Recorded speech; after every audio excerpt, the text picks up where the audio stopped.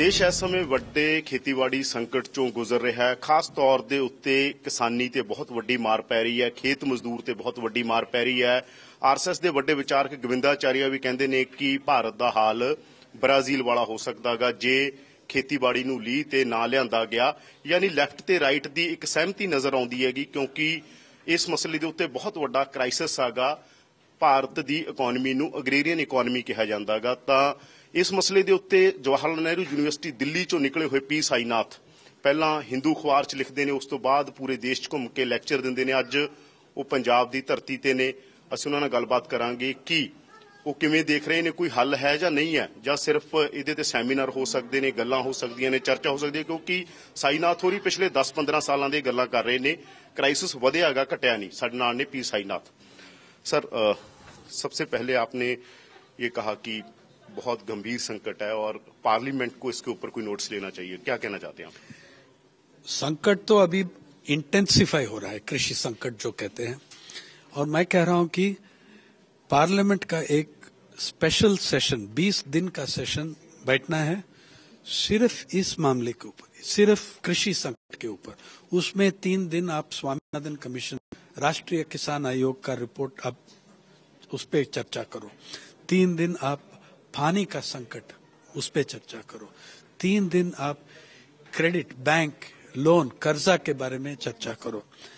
3 दिन जो कृषि संकट का विक्टिम्स है उसका फैमिलीज को वहां लेके पब्लिक हियरिंग्स करो पार्लियामेंट में, जहां जो किसानों का सर्वाइवर्स हैं वो बात कर सकते हैं, पूरा देश को कह सकते हैं कि ये हमारा हालत है। ये आपको कहने की जरूरत क्यों पड़ रही है? क्यों इस देश की पार्लियामेंट, जब ये कहा जाता है कि ये किसानों का देश है, क्यों सीरियस नहीं हुई अब तक? इसलिए कि 11 साल हो चुका है जब से राष्ट्रीय किसान आयोग का रिपोर्ट्स दिया है। 4 वॉल्यूम रिपोर्ट दिया है और 1 वॉल्यूम ड्राफ्ट फॉर किसानों का पॉलिसी दिया है। 11 साल में डिस्कशन नहीं हुआ सही तरह पार्लियामेंट में। पहले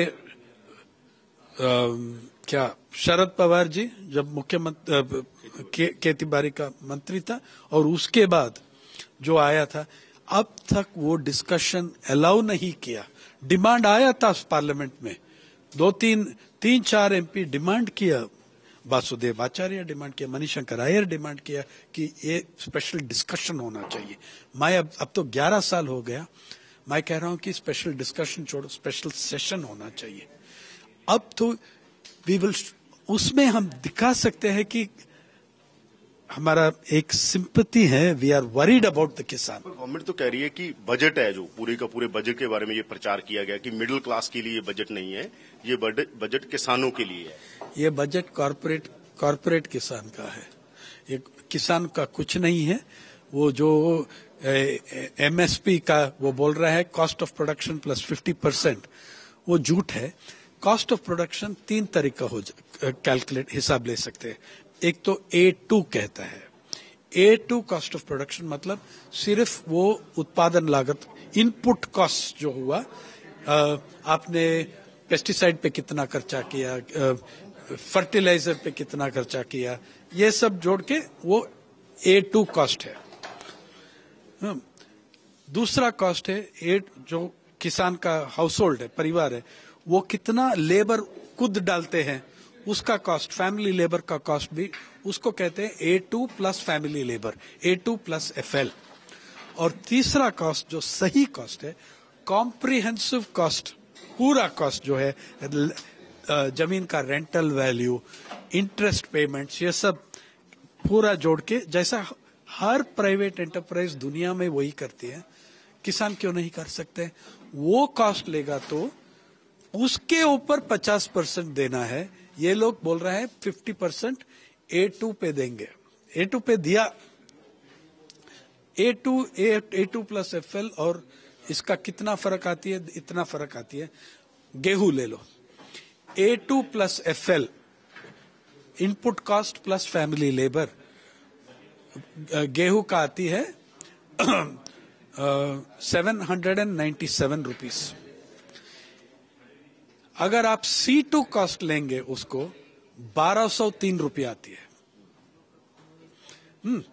अगर आप 50% 1203 पे देंगे, फिर डिक्लेयर्ड प्राइस आना चाहिए 1804 रुपया, 1804 रुपया, लेकिन क्या है वहां रेट 1620।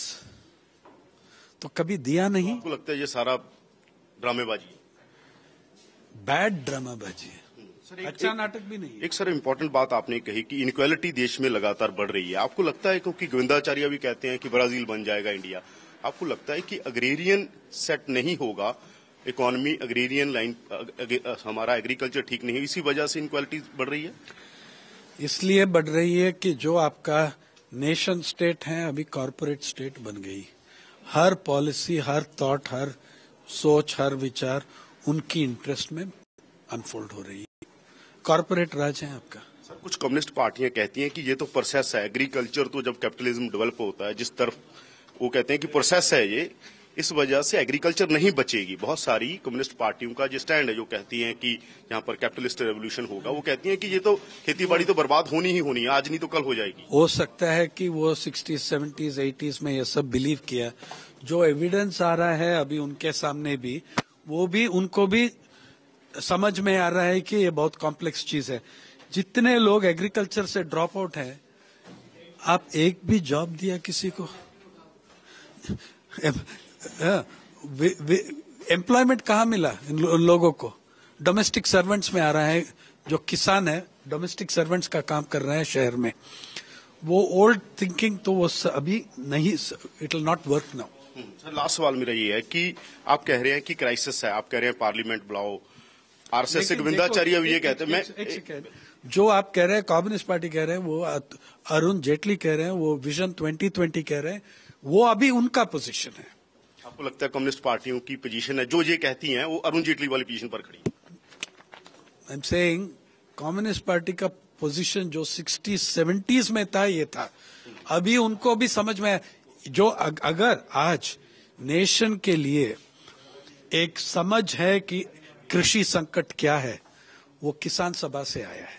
किसान सभा का स्ट्रगल्स आंध्र प्रदेश में, जब उसने चंद्रबाबू नायडू को हटाया पद पे, उससे पहले 2004 के पहले आप मैगजीन, न्यूज़पेपर में पढ़िए, कहाँ एग्रेरियन क्राइसिस का शब्द नहीं है।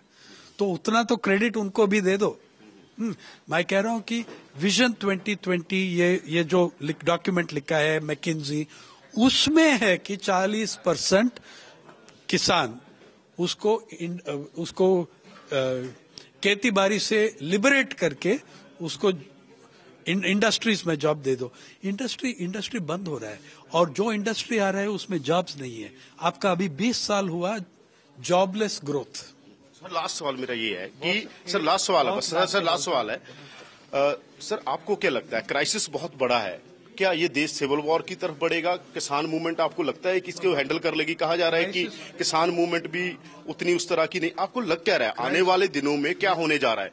जिस टाइप से आप कह रहे हैं क्राइसिस है, इनक्वालिटी है, और डिटेरियोरेट होगा। मैं कह रहा हूं कि समडे कितना होगा? बहुत हो गया है। मैं तो ज्योतिष नहीं हूं, लेकिन डिटेरियोरेशन किस तरीके से होगा वो अलग बात है, वो पॉलिटिकल डिस्कशन है। लेकिन किसानों का हालत और बिगड़ने वाले हैं अगर हम ये पॉलिसीज करें। अगर ये पॉलिसीज रिवर्स करेंगे तो अलग अलग कहानी होगा। मैं ये कह रहा हूं आपको, things will get a lot worse before they get better. आपको लगता है कि पॉलिटिकल मूवमेंट निकल सकती है इससे? तो ये थे पी साईनाथ, काफी क्या सर क्या करें? मैं तो पत्रकार हूँ यार, मैं तो पॉलिटिकल लीडर नहीं हूँ। आपको लगता है पॉलिटिकल मूवमेंट निकल सकती है एग्रीरियन क्राइसिस से? निकलता है, निकलना चाहिए, और नहीं निकलेगा तो हमारा वी आर डूम्ड। तो ये थे पी साईनाथ। पी ਸਾਈਨਾਥ ਕਾਫੀ ਬਿਜ਼ੀ ਨੇ, ਇੱਥੇ ਸੈਮੀਨਾਰ ਚਾਏ ਹੋਏ ਸੀਗੇ ਤੇ ਕਾਫੀ ਜ਼ਿਆਦਾ ਬਿਜ਼ੀ ਨੇ ਤੇ ਅਸੀਂ ਉਹਨਾਂ ਤੋਂ ਟਾਈਮ ਲੈਣ ਦੀ ਕੋਸ਼ਿਸ਼ ਕੀਤੀ। ਤਾਂ ਉਹਨਾਂ ਦਾ ਕਹਿਣਾ ਕਿ ਸੰਕਟ ਬਹੁਤ ਵੱਡਾ, ਉਹਨਾਂ ਨੂੰ ਲੱਗਦਾਗਾ ਕਿ ਸ਼ਾਇਦ ਇਸ ਸੰਕਟ ਚੋਂ ਕੋਈ ਪੋਲੀਟੀਕਲ ਮੂਵਮੈਂਟ ਵੀ ਨਿਕਲ ਸਕਦੀ। ਉਹਨਾਂ ਨੇ ਕਿਹਾ ਕਿ ਇਹ ਦੇਸ਼ ਜੇ ਬਰਬਾਦ ਹੋਇਆਗਾ ਤਾਂ ਸਰਕਾਰਾਂ ਕਾਰਪੋਰੇਟਲੀ ਕੰਮ ਕਰ ਰਹੀਆਂ ਨੇ, ਇਸ ਕਰਕੇ ਕਿਸਾਨੀ ਬਰਬਾਦ ਹੋ ਰਹੀ ਹੈ, ਇਸ ਕਰਕੇ ਦੇਸ਼ ਬਰਬਾਦ ਹੋ ਰਿਹਾ।